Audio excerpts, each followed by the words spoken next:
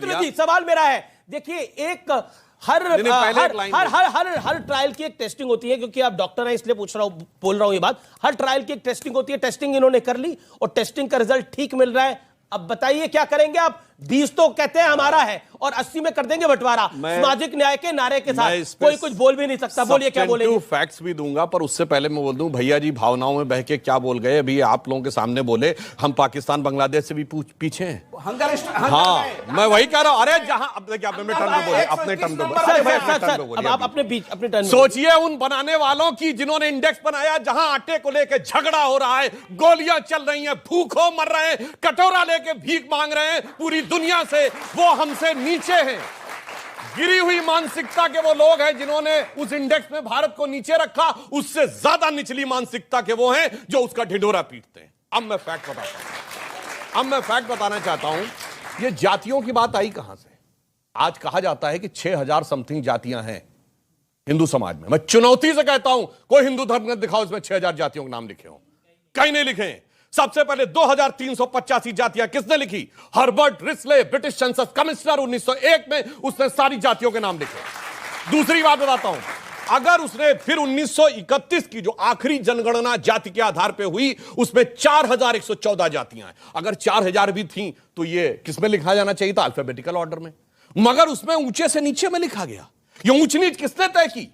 किसी हिंदू धर्म ग्रंथ में लिखा है? चलिए बताइए, तेली ऊंचे कि कुम्हार ऊंचे, कहां लिखा है?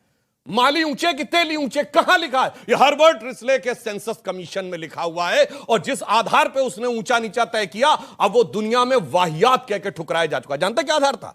जिनका माथा ऐसा है वो ऊंचे हैं, जिनकी ठुड्डी ऐसी वो ऊंचे हैं, जिनका रंग ऐसा वो ऊंचे हैं, जिनका कंधा ऐसा है, जो पूरी दुनिया में एब्सर्ड कर दिया गया वो। और उसके बाद जब आजादी मिली, सारे नेताओं ने, चाहे कांग्रेस के हो, सोशलिस्ट पार्टी के हो, समाजवादी, जो इन लोगों के साथ लोहिया जी, जनसंघ के, सबने कहा भारत में जाति के आधार पर गणना नहीं होगी, इसलिए 1951 ऑनवर्ड कभी गणना नहीं होगी। Yes, that's the truth. मगर आज बताएं उसके बाद क्या हुआ?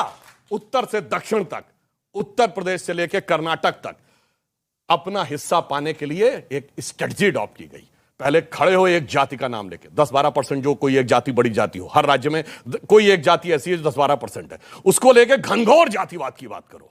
जब वो वोट कंसोलिडेट हो जाए तो हर राज्य में 10% से लेके 20% तक मुस्लिम है, फिर घनघोर सांप्रदायिकता की बात करो। जब 20-25% वोट हो जाएगा तब आप प्लेयर बन जाते हैं, और प्लेयर बनने के बाद आप तो शासन में आ जाते हैं। अब दूसरे को आना है, वो उससे ज्यादा कट्टरता की बात करेगा, वो उससे ज्यादा। अब मैं पूछना चाहता हूं, जो इन्होंने बात कही सामाजिक न्याय की बात, जब लालू प्रसाद यादव जी मुख्यमंत्री बने थे 1990 में, तो वो जाति के प्रतीक नहीं थे। तब कहते थे गरीब गुरबा की सरकार है।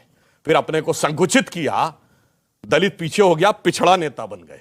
फिर संकुचित किया, यादव नेता बन गए। तभी नीतीश कुमार जी छोड़ के आए थे ना, कहे थे हमारे साथ अन्याय हो रहा है, तभी छोड़े थे। और जब असली सत्ता देने की बात आई तो यादव को भी भूल गए। मैं, मेरी बीबी, मेरा साला, मेरा बेटा, मेरी बेटी, मेरा दूसरा बेटा।